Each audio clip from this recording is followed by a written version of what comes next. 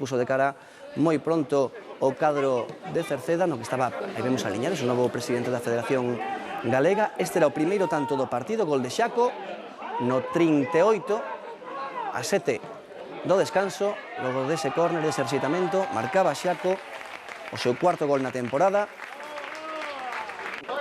e despois Vendaval xa na segunda metade.